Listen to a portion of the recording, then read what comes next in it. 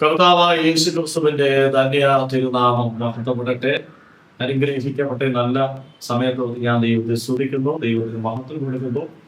പ്രത്യേകിച്ചും ഈ സുവിശേഷം കാണുന്ന എല്ലാവർക്കും, സുവിശേഷം കണ്ടുകൊണ്ടിരിക്കുന്ന എല്ലാ പ്രിയപ്പെട്ടവർക്കും ധന്യനായ യേശു ക്രിസ്തുവിന്റെ നാമത്തിലുള്ള സ്നേഹവന്ദനം ഞാൻ ഈ തരുണത്തിൽ രേഖപ്പെടുത്തുന്നു. ഇന്ന് ഈ സമയത്ത് ചിന്തയ്ക്ക് ആധാരമായി തിരഞ്ഞെടുത്തിരിക്കുന്ന വേദഭാഗം ലൂക്കോസ് എഴുതിയ സുവിശേഷം 13-ാം അധ്യായം അതിന്റെ 3-ാമത്തെ വാക്യം. ലൂക്കോസ് എഴുതിയ സുവിശേഷം 13-ാം അധ്യായം അതിന്റെ 3-ാമത്തെ വാക്യം. ആ വാക്യം ഇപ്രകാരമാണ്: അല്ലല്ല, മാനസാന്തരപ്പെടാഞ്ഞാൽ നിങ്ങൾ എല്ലാവരും അങ്ങനെ തന്നെ നശിച്ചു പോകും എന്ന് ഞാൻ നിങ്ങളോട് പറയുന്നു. ശ്രദ്ധിക്കുക, അല്ലല്ല, മാനസാന്തരപ്പെടാഞ്ഞാൽ നിങ്ങൾ എല്ലാവരും അങ്ങനെ തന്നെ നശിച്ചു പോകും എന്ന് ഞാൻ നിങ്ങളോട് പറയുന്നു. വാസ്തവത്തിൽ എന്താണ് മാനസാന്തരം? മാനസാന്തരം എന്ന് പറയുന്ന മതപരിവർത്തനമല്ല. മാനസാന്തരം എന്ന് പറയുന്ന പള്ളിമാറ്റമല്ല. മാനസാന്തരം എന്ന് പറയുന്ന മനസ്സ് പുതുക്കി രൂപാന്തരപ്പെടുന്നതാണ് മാനസാന്തരം. മനസ്സ് പുതുക്കി രൂപാന്തരപ്പെടുമ്പോൾ കഴിഞ്ഞ കാലത്തെ നിന്റെ ജീവിതത്തിലുള്ള പാപങ്ങളെ വെടിഞ്ഞു മാറി പുതിയൊരു ജീവിതത്തിലേക്ക് നീ കടന്നു വരുന്നതാണ് മാനസാന്തര അനുഭവം എന്ന് പറയുന്നത്. എന്നെ കേൾക്കുന്ന പ്രിയപ്പെട്ട സഹോദര സഹോദരി, നീ മാനസാന്തരപ്പെട്ടിട്ടുണ്ടോ? മനസ്സിനെ ഒതുക്കുന്നതാണ് മാനസാന്തരം എന്ന് പറയുന്നത്. പാപം നിറഞ്ഞു കിടക്കുന്ന നിന്റെ മനസ്സ്, ലോകം നിറഞ്ഞു കിടക്കുന്ന നിന്റെ മനസ്സ്, പിശാചിനാൽ ബന്ധിക്കപ്പെട്ട് കിടക്കുന്ന നിന്റെ മനസ്സ്, ആ മനസ്സിന് പുതുക്കേണ്ടത് വളരെ അത്യാവശ്യമായ കാര്യമാണ്. ഞാൻ ഈ കാലഘട്ടത്തിൽ കണ്ടുകൊണ്ടിരിക്കുന്ന ഒരു പ്രധാനമായ വിഷയം, ഇന്ന് അനേകം സുവിശേഷ പ്രസംഗങ്ങൾ നമ്മുടെ ദേശങ്ങളിൽ നടന്നുകൊണ്ടിരിക്കുകയാണ്. പക്ഷെ എത്ര സുവിശേഷ പ്രസംഗത്തിലാണ് മാനസാന്തരം ഇരിക്കുന്നത്? യേശു കർത്താവ് ഈ ലോകത്തിൽ വന്നതിന്റെ പ്രധാനമായ കാര്യം ഒരു പാപി വല്ല വിധേനെ മാനസാന്തരപ്പെട്ട് ദൈവരാജ്യം അവകാശമാക്കുവാൻ, അതിനുള്ള പാഠം ഒരുക്കുവാനാണ് കർത്താവായ യേശു ക്രിസ്തു ഭൂമിയിലേക്ക് വന്നത്.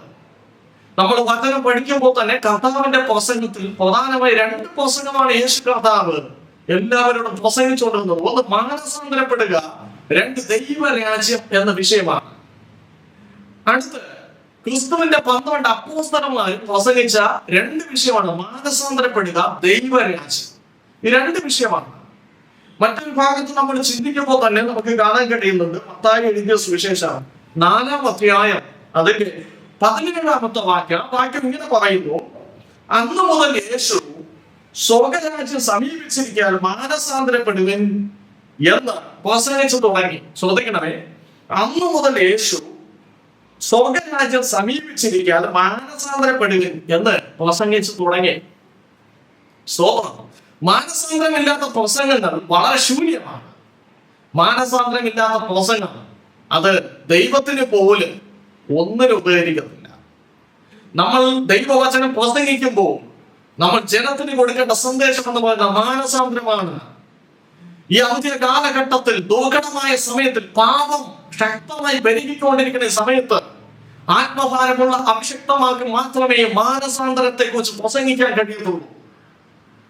ഒരു പാപി നിത്യമായ നരകത്തിൽ പോകുമ്പോൾ ആ നരകത്തിലേക്ക് പോകുന്ന വ്യക്തികളെ നേരായ ക്രിസ്തുവിന്റെ മാർഗത്തിലേക്ക്, ക്രിസ്തുവിന്റെ പാതയിലേക്ക് തിരിച്ചുവിടുന്ന സന്ദേശമാണ് മാനസാന്തര സന്ദേശം എന്ന് പറയുന്നത്. ഞാൻ ചോദിക്കട്ടെ, കർത്താവിന്റെ കൽപ്പനയാണ് മാനസാന്തരമെങ്കിൽ നിനക്ക് മാനസാന്തരപ്പെടുവാൻ ഒരിക്കൽ കൂടെ ഒരു അവസരം ദൈവം ഒരുക്കി തരികയാണ്. ക്രിസ്തുവിന്റെ കൽപ്പനയാണ് മാനസാന്തരം എന്ന് പറയുന്നത്. നമുക്കറിയാം, അടിസ്ഥാന വേദോപദേശത്തിൽ ആദ്യം പറയുന്ന ഭാഗമാണ് മാനസാന്തരം എന്ന് പറയുന്നത്. സഭയുടെ അടിസ്ഥാന ഉപദേശത്തിലെ ഫസ്റ്റ് പാർട്ടാണ് മാനസാന്തരം എന്ന് പറയുന്നത്. മാനസാന്തരപ്പെടാത്ത ഒരു വ്യക്തിക്ക് പോലും ദൈവരാജ്യം അവകാശമാക്കാൻ പറ്റത്തില്ല. എന്നെ കേൾക്കുന്ന സഹോദര സഹോദരി, എന്നെ കേൾക്കുന്ന പ്രിയ മാതാവേ പിതാവേ, നീ മാനസാന്തരപ്പെട്ട വ്യക്തിയാണോ? ഞാൻ പറയട്ടെ, ഒരു മനുഷ്യന്റെ മരണം ഏത് നിമിഷം അത് സംഭവിക്കാം. പക്ഷെ മരിക്കുന്നതിന് മുമ്പേ നീ മാനസാന്തരപ്പെട്ടിട്ടേ നീ ലോകം വിട്ടു പോകാവൂ. നീ മാനസാന്തരപ്പെട്ട് കഴിഞ്ഞാൽ നിശ്ചയമായിട്ടും സ്തോത്രം, നീ പ്രിയം വച്ചിരിക്കുന്ന ആ പ്രത്യാശ വച്ചിരിക്കുന്ന ദൈവരഹസ്യം നിനക്ക് അവകാശമാക്കുവാൻ കഴിയും. ഇന്ന് പേർക്കറിയാൻ വിളിച്ചു പറയട്ടെ, കാലം തികഞ്ഞു, ദൈവരാജ്യം സമീപിച്ചിരിക്കാൻ മാനസാന്തരപ്പെട്ട് സുവിശേഷത്തിൽ വിശ്വസിപ്പേൻ.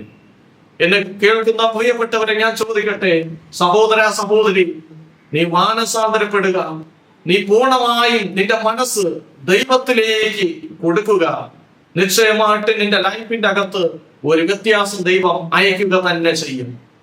ഇന്ന് പകൽക്കാലം കണ്ണുകൾ അടയ്ക്കാം, ദൈവത്തോട് പ്രാർത്ഥിക്കാം. കർത്താവേ, ഈ വചനം കേൾക്കുന്ന പ്രിയപ്പെട്ടവരെ ഞാൻ അനുഗ്രഹിച്ച് പ്രാർത്ഥിക്കുന്നു. അവരുടെ മനസ്സ് യേശുവിനോട് അടുക്കട്ടെ. അവർ ഈ നാളുകൾ മാനസാന്തരപ്പെട്ട് ദൈവത്തോട് അടുക്കട്ടെ. മാനസാന്തരപ്പെട്ട് യേശുവിന്റെ വഴിയിലേക്ക് അവർ സഞ്ചരിക്കട്ടെ. പരിശുദ്ധാത്മാവ് ക്രിയ ചെയ്യട്ടെ. ഈ വചനത്തിൽ കൂടെ അവരുടെ ഹൃദയത്തിന്റെ അകത്തൊരു മാനസാന്തരം ഉളവായി വരട്ടെ. തിരുനാമം മഹത്വപ്പെടണം. യേശു നാമത്തിൽ തന്നെ.